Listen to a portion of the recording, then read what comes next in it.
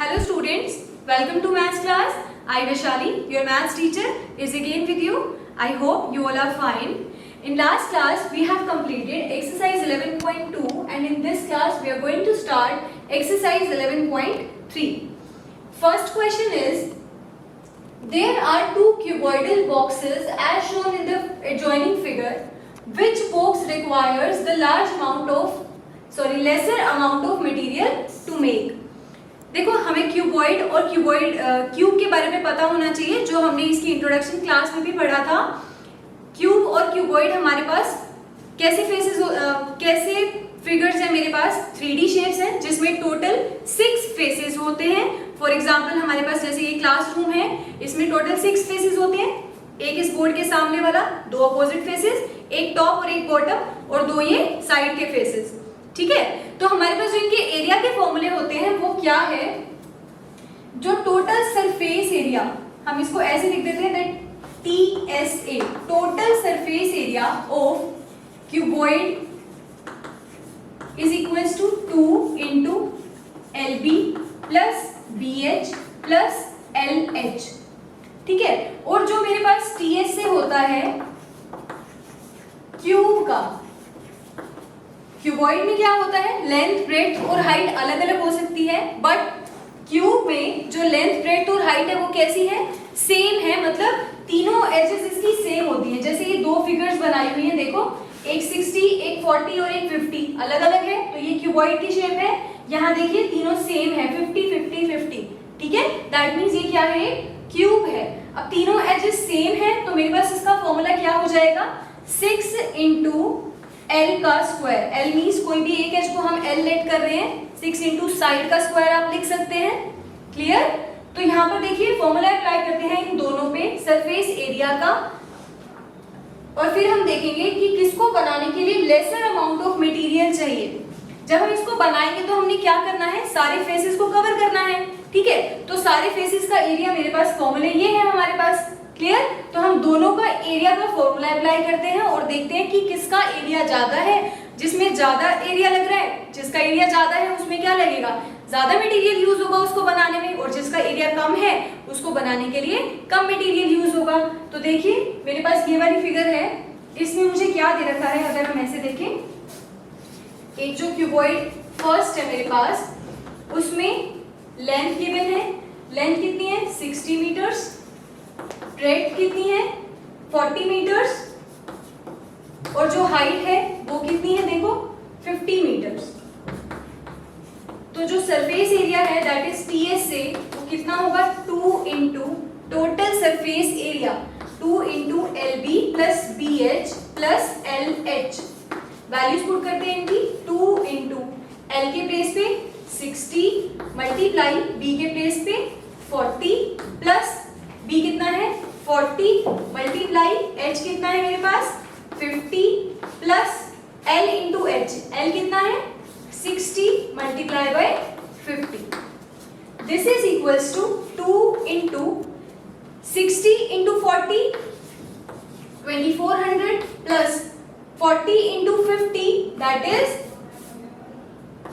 2000 plus 60 into 50 is 3000। ठीक है, तो एरिया देखो कितना आ जाएगा? 2 इंटू इन तीनों का सम मेरे पास कितना आएगा? 7400। That is equals to 2 4s are 8, 2 7s are 14 plus 1, sorry 2 7s are 14 metre square. तो एरिया कितना आया मेरे पास? 14,800 मीटर स्क्वायर। अब ऐसे ही हम इसका एरिया फाइंड करते हैं और देखते हैं कि इसका एरिया कितना आता है। इसका एरिया का फॉर्मूला क्या है मेरे पास? क्यूब का 6 इंटू साइड का स्क्वायर। तो area of cube is equals to 6 into L square, that is 6 into L कितना है? 50 square. This is equals to 6 into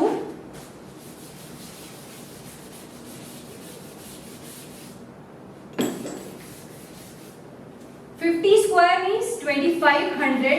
this is equals to, जब हम मल्टीप्लाई करेंगे तो मेरे पास ये इसका एरिया आ गया। ठीक है, 15,000 मीटर स्क्वायर। अब पूछा क्या था, which box requires lesser amount of material to make, तो हमारे पास कौन सा बॉक्स है जिसमें कम मटेरियल यूज होगा, ये वाला बॉक्स है, क्योंकि इसमें इसका एरिया कम है तो इसको बनाने के लिए मुझे कम मटेरियल चाहिए। क्लियर? तो हम क्या करेंगे, cuboid of edges 60 meters, 40 meters and 50 meters requires lesser area to make this box. Okay, तो हमारे पास इसका आंसर ये वाला बॉक्स आ जाएगा। ठीक है, तो हमें एरिया के फॉर्मूले क्लियर होने चाहिए, तब हम इन टाइप के क्वेश्चंस को सॉल्व कर पाएंगे। अब हम देखते हैं इसका next question. Now second question is a suitcase with measures 80 cm by 48 cm by 24 cm। मतलब जो सूटकेस है एक क्यूबॉइड शेप का है, उसकी लेंथ, ब्रेड्थ और हाइट हमें गिवन है। Is to be covered with a tarpaulin cloth, उसको कवर करना है एक क्लॉथ से। How many metres of tarpaulin of width 96 centimetre is required to cover 100 such suitcases.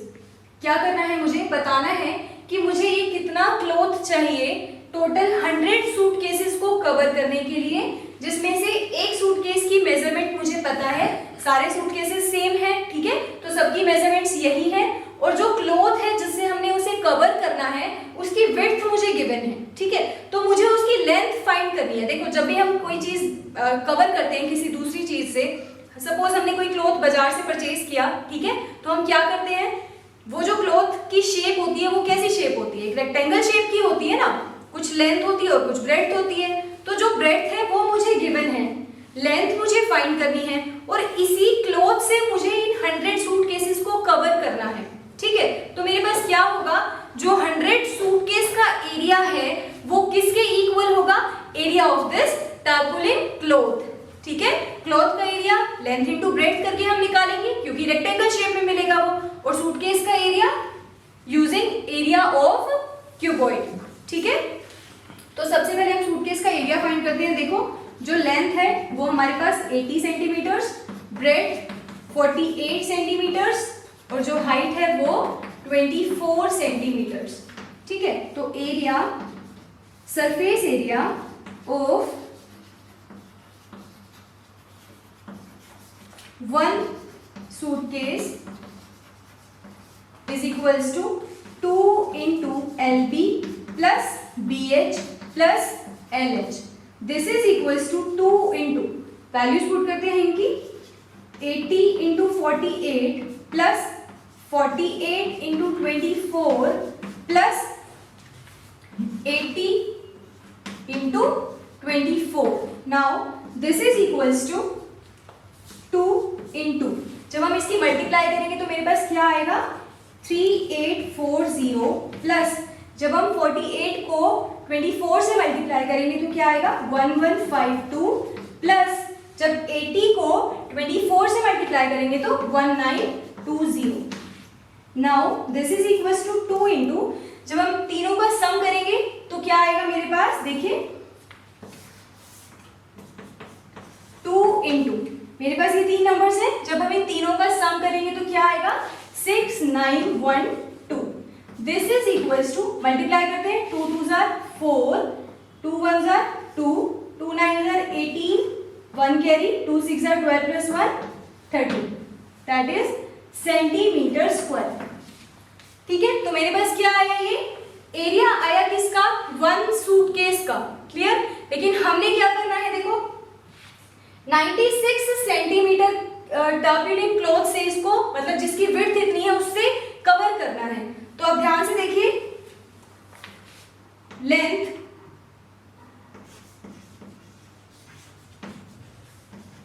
Of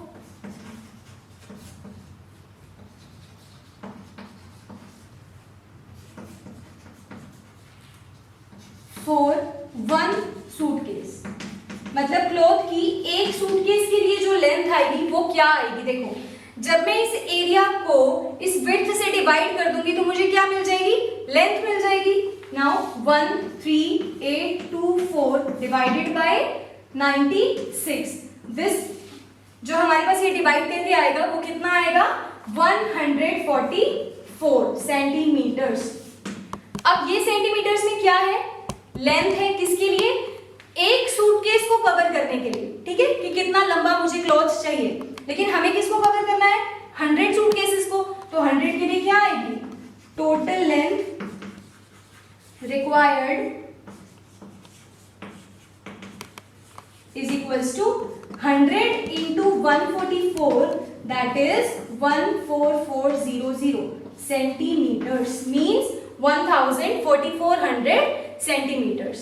clear, समझ आया सबको? क्या करना था, एक टर्ब्यूलेंट क्लॉथ से सूटकेसेस को कवर करना है, तो दोनों का एरिया इक्वल होगा, ठीक है। तो हमने उसकी हेल्प से क्या फाइंड किया, लेंथ फाइंड की, क्योंकि टोटल 100 सूटकेसेस थे तो 100 से मल्टीप्लाई किया, ये मेरे पास टोटल लेंथ आ गई।